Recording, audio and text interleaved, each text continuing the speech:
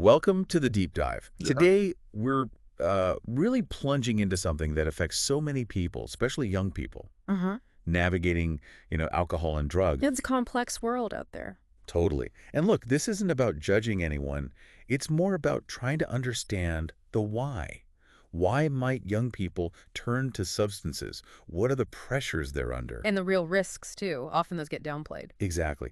And most importantly, how you can make places that feel genuinely empowering. Right. So our mission today, like always, is to pull out the key insights from sources like the National Institute on Drug Abuse, give you those, hopefully, aha moments, and leave you with a clear perspective. Okay, let's get into it. Let's do it. So I guess the big starting question is just why? Why do young people actually, turn to substances?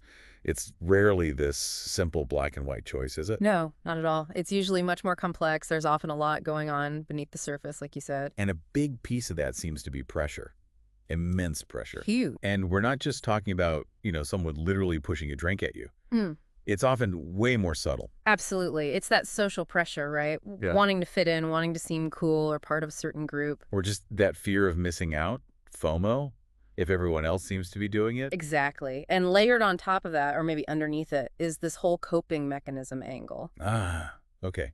Tell us more about that. Well, think about the stress young people are dealing with today. It's a lot. Academic pressure, social media constantly. Oh, yeah, the comparison trap. Totally. Then there's family stuff, relationship drama, just figuring out who you are and where you're going. It's overwhelming. So substances can feel like an escape. For some, yeah. It can feel like a quick fix, a temporary way to just numb out or quiet the noise in their head for a bit. Even if they know deep down it's not a real solution, it feels like relief in the moment. That makes a lot of sense, seeing it as a coping tool, however temporary. Does the data back that up? Like, what do we know from places like the National Institute on Drug Abuse about how common this is? The numbers are pretty telling. They show it's definitely not a rare thing. According to NIDIDA, about 1 in 5 teens, so 20%, have tried an illicit drug by the time they're in high school. Wow, 1 in 5. And illicit means? Yeah, good question. Things like marijuana, maybe ecstasy, misusing prescription drugs, stuff like that. Got it. And alcohol? Even more common, as you might guess. Over 30% of high school seniors say they've binge drank at least once recently. Over 30%. Yeah. And binge drinking has a specific definition, right? It's not just having a couple of drinks. Right. Typically, it means getting your blood alcohol level up pretty quickly. So for women, maybe 4 more drinks in about 2 hours, 5 or more for men. It's the kind of drinking that carries much higher immediate risks. Okay, those numbers are definitely sobering. No pun intended. Mm-hmm. And it feels like there's this whole cultural thing wrapped up in it, too. Oh, absolutely. That's a huge factor. There's this kind of glamorization of partying and substance use. You see it everywhere. Movies, TV. And TikTok now, right? It's relentless. It often paints this picture where drinking or using drugs is just normal. Like, it's just what you do to have fun, to socialize, to relax. It creates this false idea that everyone's doing it. Exactly, which makes it incredibly hard to push back against if you're feeling uncertain. It sets this expectation that's just not reality for everyone. Yeah, that everyone's doing it feeling is powerful. And let's talk about that peer pressure again, because like you said, it's often subtle. Imagine like a 16-year-old, let's call him Alex. He's at a friend's place, music's playing, people are having fun. Pretty standard scene. Right. And someone pulls out vodka. Alex isn't really feeling it, doesn't want to drink. But then friends start with the, oh, come on, don't be boring. Or just have one, what's the big deal? Yeah, that low-key pressure. No one's holding him down. But he feels stuck. Right. Doesn't want to be the odd one out. Doesn't want to seem lame. And if you're listening and that sounds familiar, like if you felt that squeeze, you are definitely not alone. It's super common. Okay, so we have these pressures, these reasons why someone might start. But what about the flip side, the risks?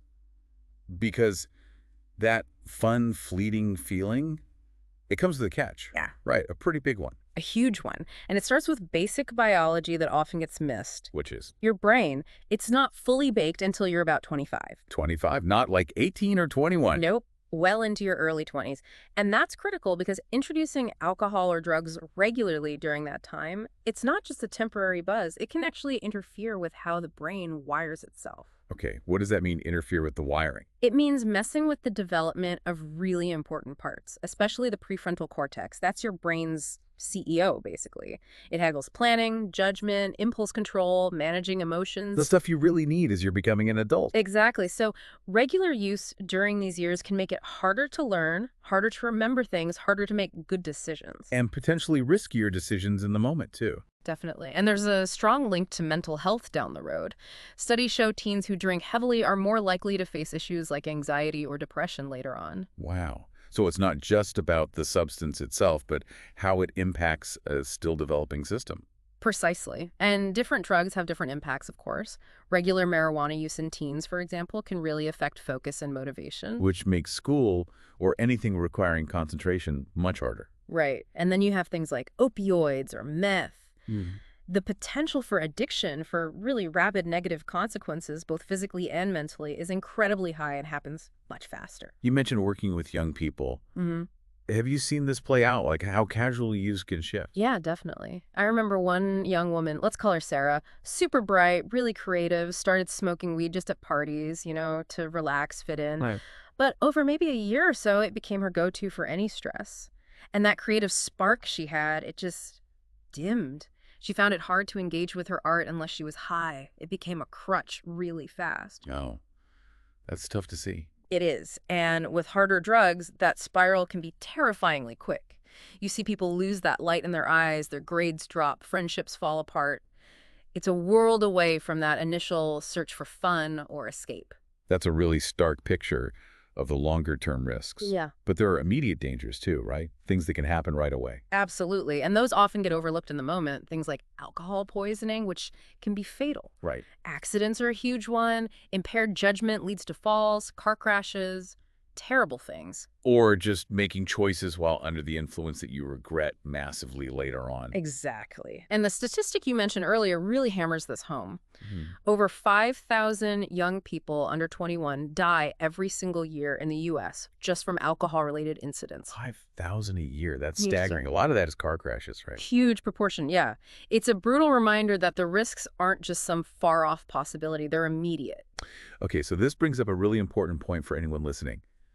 You hear all this, maybe you know people who use substances and seem okay. It's easy to think, well, that won't happen to me, or I can just try it. Yeah. But that line between trying something and developing a problem, Yeah. it can be really fuzzy, can't it? Very fuzzy. And it's different for everyone. Genetics, environment, mental health, it all plays a role. Which leads us to the practical side. How do you navigate this? How do you stay in control and find support if you need it? Okay, yeah. Let's talk strategies. So you're in that situation, party, someone offers you something you don't want. What do you actually do? First thing, know that saying no is completely okay. It sounds simple, but owning that decision takes real strength. It really does, especially when you feel like the only one. Yeah. And having a go-to line ready can make it easier. Something chill, not a big deal. Like what? Could be as simple as, nah, I'm good, or no thanks, I've got my soda, or I'm driving tonight. Right. Keeping it simple. You don't need some long explanation. Exactly. Just a calm, clear, no thanks. That often shuts it down. Okay, that's helpful. What else? Finding your people, your actual friends. Surround yourself with people who respect your choices, whatever they are. Yeah, if your whole social scene revolves around drinking or using, It's going to be way harder to make a different choice. But if you have friends you can game with, hike with, just talk to without needing substances. that creates a totally different environment. A buffer, almost. Exactly. It gives you that sense of belonging without having to compromise what feels right for you. That makes sense. Find your tribe. And tied to that is finding other things that you're genuinely into, activities that light you up. Like hobbies, passion. Yeah. Sports, music, art, volunteering, learning a skill, whatever it is for you. When you have things you're passionate about, things that give you purpose and make you feel good. Makes saying no to other stuff easier. Much easier. Because you literally have something better to do, something that feels more rewarding and authentic to who you are. Yeah. You're investing your energy in things that build you up. That's such great advice, building a life you're excited about. Okay, shifting gears slightly, but really important. What about getting help if you or maybe a friend are struggling? Crucial point. First off, there is zero shame in asking for help. It's actually a sign of incredible strength. Absolutely. So where can people turn? There are great resources. In the U.S., the crisis text line is fantastic. You just text START to 741-741. It's free, confidential, 2047 support. Great. Text START to 741-741. Good to know. Yep. And there's SAMHS's national helpline, too. You can call them at 1-800-662-HOLP. Again, totally confidential. 1-800-662-HALP. And these places, they're not going to judge you. Not at all. They're there to listen, provide information, and help you figure out what steps might be next for you, whatever that looks like. Judgment-free zones. That's so important for people to hear. Okay, one last thing on this. What if you're worried about a friend? How do you even start that conversation? Yeah, that's tough. You don't need to be confrontational or stage some big intervention necessarily. Oh, right. Sometimes just reaching out gently can open the door. Something simple like, hey, I've kind of noticed you seem a bit off lately. Is everything okay? Just showing you care, you notice. Exactly. That simple act of reaching out, letting them know you're there, can make a huge difference. It might be the opening they need to talk. Okay. Wow.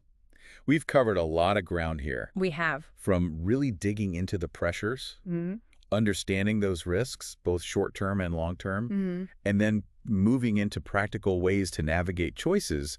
Say no, find support. And find your own path. Exactly. Yeah. It really boils down to empowerment, doesn't it? Knowing you have the power to decide what's right for you. You absolutely do. And remembering, you don't need substances to be interesting, to have fun, to connect with people. Your genuine self is enough. That's a powerful thought. And support is always out there. Friends, family, professionals, someone always has your back. So, as we wrap up this deep dive, maybe something for you, the listener, to think about. What's one way you handle tricky peer pressure situations? Or maybe reflect on a time you made a choice you felt really proud of, even if it was tough. Yeah, hold on to those moments. Definitely. Carry that feeling of strength forward.